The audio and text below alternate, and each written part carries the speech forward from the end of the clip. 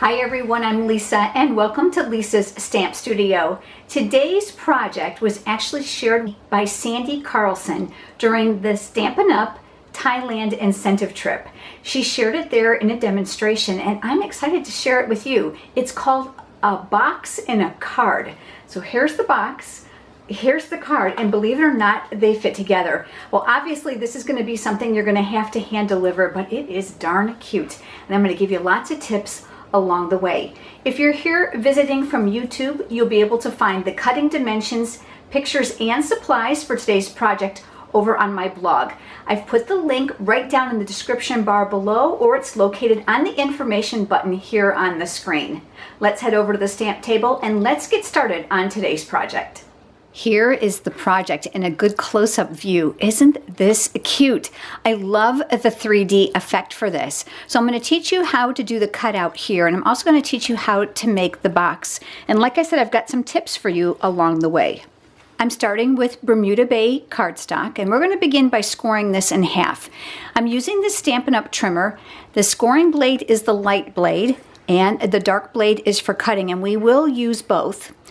I love the clear cutting guide and I love the imprinted dimensions on here. So I'm going to line this up at 4 1/4, which is half. The straight edge here at the top makes sure that my cardstock is nice and straight. I'm going to close the hinge and then I'll just score this in half. So then we're going to fold that card in half. I'm using my bone folder for a nice crisp edge there. I'm coming back to my trimmer and this time I'm going to use the cutting blade. The very first thing I'm going to do with my score line at the top is I'm going to line up at the 1 inch mark, which is right here. Again, keeping my paper straight along that edge. And I'm going to bring my blade all the way up to the top. And I am going to cut through both of those layers to the 2 inch mark. So I'm just going to press and I'm going to slide. I'm sliding the paper over to 3 inches, again up against that bar across the top, and I'm going to do the same thing. I'm going to cut from the very top to the 2 inch mark. The great thing about this clear cutting guide is there are actual dimensions printed right on here, making it easy for you as well. What I'm going to do now is I'm going to turn this, so my fold is here on this side, and I'm going to line this up at the 2 inch mark here.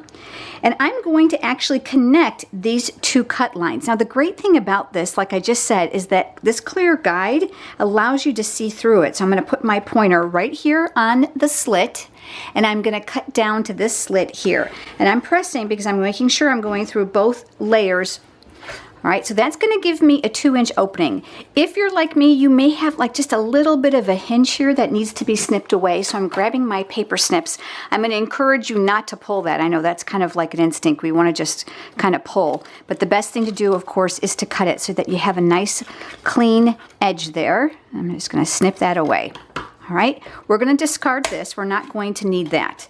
I'm also going to cut a layer of designer series paper. I'm using the designer paper from Picture Perfect Party. Oh, is this fun. One side has an adorable graphic for birthdays, and of course you've got some real random patterns on the back, making it useful all year round. So we're going to do some cutting again, and this is actually cut a little bit smaller than the front of this base so that it'll layer on top very nicely. I'm using my designer paper face up.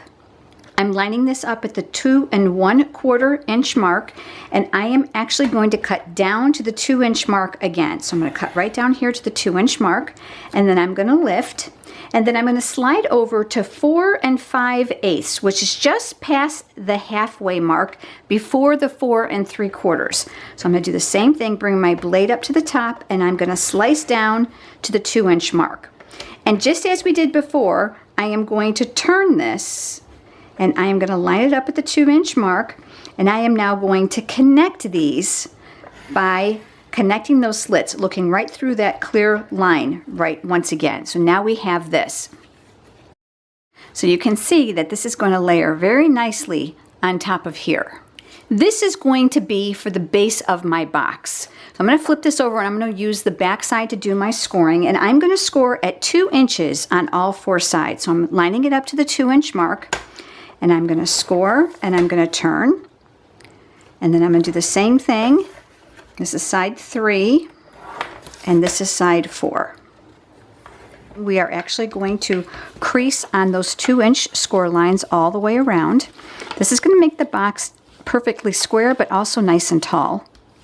So we are going to have to cut here from the end up to the first score line on all 4 sides. So I'm going to take my paper snips and I'm going to work right on top of that score line, and I'm going to come right up to here, and I'm going to do that here as well.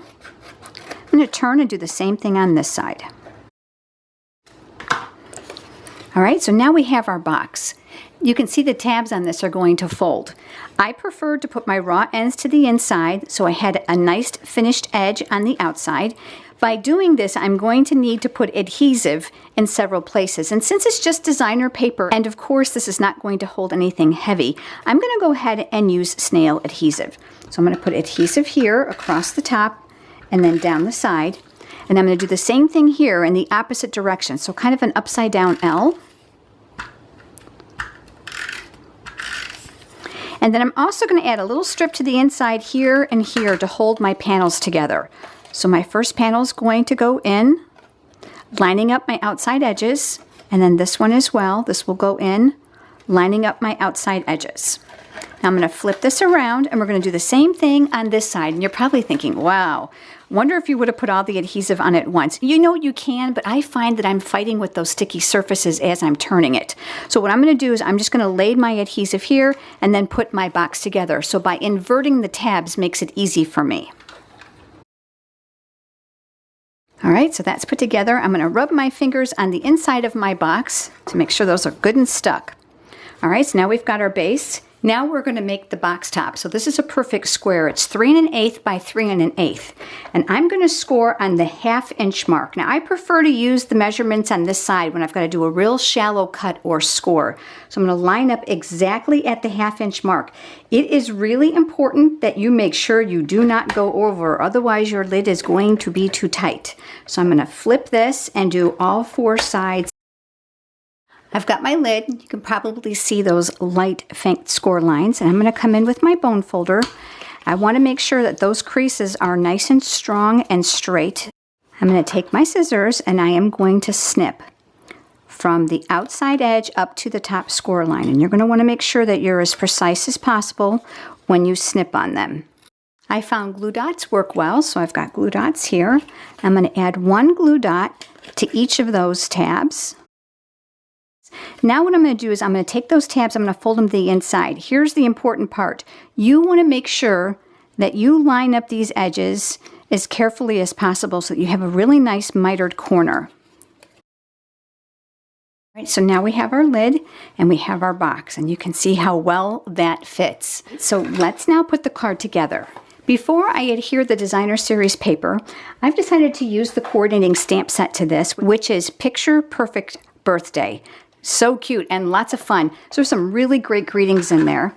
I'm pulling out the coordinating ink pad, which is Bermuda Bay, to the cardstock we used. And I've chosen to use the words, celebrate the good stuff. So I'm going to go ahead and ink that up in the Bermuda Bay. And I'm going to stamp that all the way here near the bottom of my designer paper. Lots of firm, even pressure. I'm going to flip that over, placing my adhesive on the back side. I want to make sure that I work around all the cut openings on here so that it'll lay nicely on the card.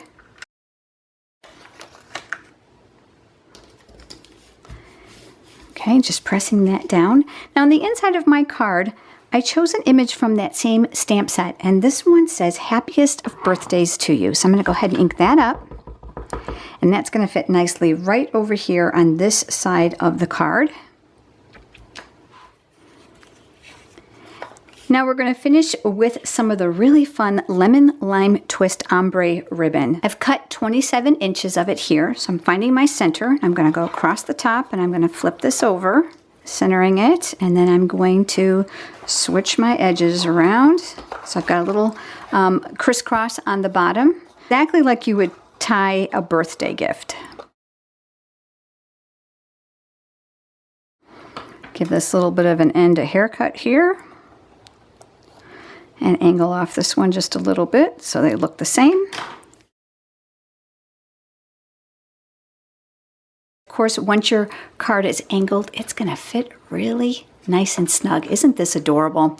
Such a great project. Here is the one that we created today, and here is the one that I created before you joined me. I am so glad that you were here today, everyone. Thanks for stopping by. I look forward to seeing you next time. Have a great day.